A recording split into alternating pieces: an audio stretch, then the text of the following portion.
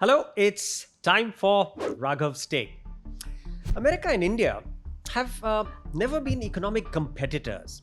Throughout the 1950s and 60s, we were supplicants for food grain and arms. A poor country pitied by America.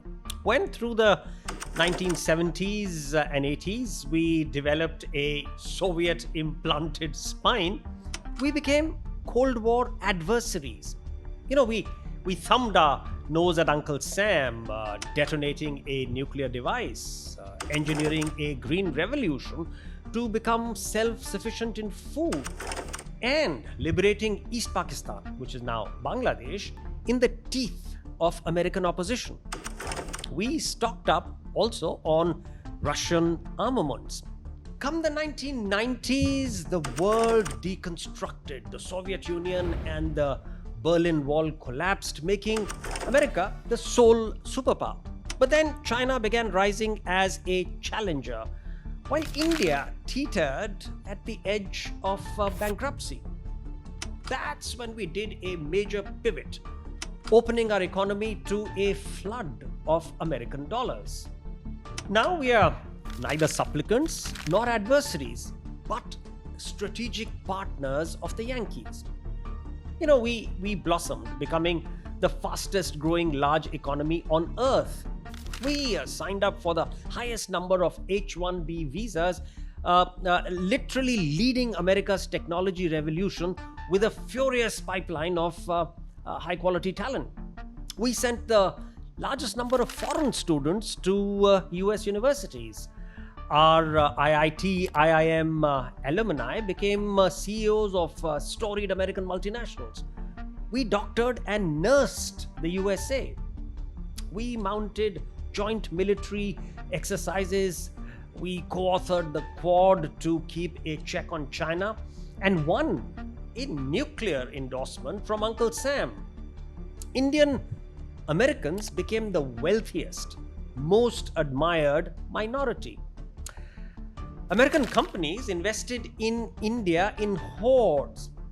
Heck, we also became the fastest growing iPhone exporters on the planet. It was a partnership made in heaven, a true win win with nary a conflict, wrinkle, or crinkle. America and India were just getting along swimmingly.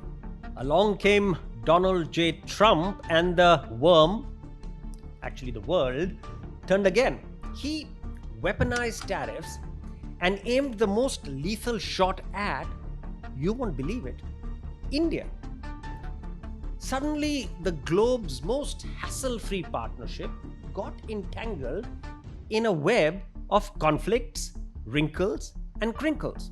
Suddenly, ordinary Indians, exporters, students, startups, techies, tourists, CEOs, professors, doctors, they suddenly became acutely vulnerable. They felt abandoned. How can we compete with America, our biggest benefactor? How can we take on the leader of the world who sets the standards for us to adopt and follow? The fear and dejection among India's America-facing cohort are actually palpable. But I dare say that most of the scare is premature, even overblown.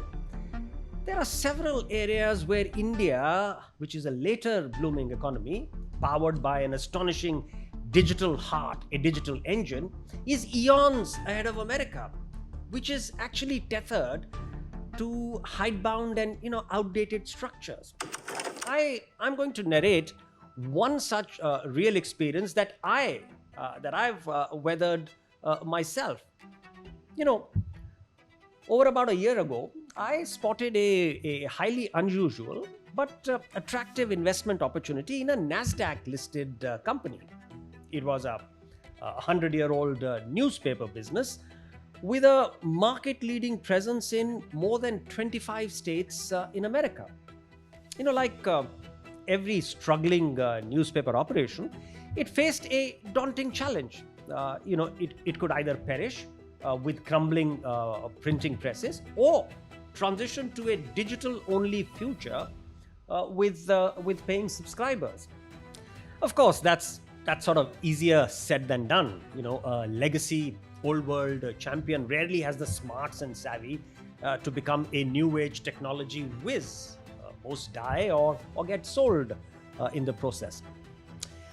This company was making some headway, but success looked like a 50-50 bet. Its print sales were shrinking faster than digital revenues were growing. The balance sheet was clobbered by debt, which is why its stock was dirt cheap. The total market value of the business was about a tenth of its revenue. So my entrepreneurial antenna, got tickled by this signal. Could this be a deep value synergistic acquisition to complement our Indian operation? Creating a unique digital news corridor between America and India, two of the most vibrant economies in the world. Without a second thought, I jumped at the deal. We acquired nearly 15% of the listed stock. Under India's liberal overseas direct investment, what's called the ODI policy, I could use 400% of our net worth to fund this strategic purchase. So we had access to enough and more capital to pick up a much bigger chunk of the company. Suddenly, my phone rang. The agitated CEO of our target company was on the line. "What's your objective? Are you trying to do a hostile takeover?" He stiffly asked. So I calmly replied that we had no such sinister intention. We see a massive upside potential in your stock. Plus, we are doing the same business in India, and there could be synergies we could exploit together. I sort of said, hopefully. "So are you planning to buy more of our stock?" He asked. Yes, I replied quite innocently. I said yes. I had no clue that I'd trigger an earthquake, because within 24 hours, the target company enforced what's called a poison pill or a special shareholders' rights plan. So, if we now bought one more share, the company could issue free shares. Get that right. Free shares to all other shareholders except to us. And that would dilute us down to 10%. I mean, just like that. And it could do this repeatedly, ensuring we had no chance ever of taking our shareholding above 10%. I mean, this was an incredible pro-management, anti-shareholder provision. Almost medieval, like creating bloodthirsty, unaccountable feudal lords who have sort of unlimited powers to suppress poor peasants. Once I got over the shock, I marveled at India's regulations, which are so modern and democratic. For instance, no Indian company can issue an asymmetric rights issue, disenfranchising one shareholder and enriching others. No Indian company can stop a hostile takeover. I mean, as soon as the acquiring shareholder picks up 25%, she or he must make a mandatory open offer to buy another 25% from minority owners. Often, what happens is that stock prices leap, and that ends up rewarding small shareholders with big gains and with exit rights. So what we have created is an emancipated shareholders' democracy. What prevails in America is exploitative, expropriatory medievalism. And this is just one example. There are several others to prove that India is devising modern, fair, and competitive market regulations.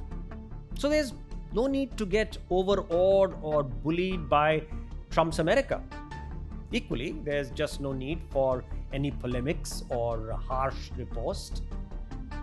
We just need to stand our ground stoically and resolutely. This was Raghav's take today.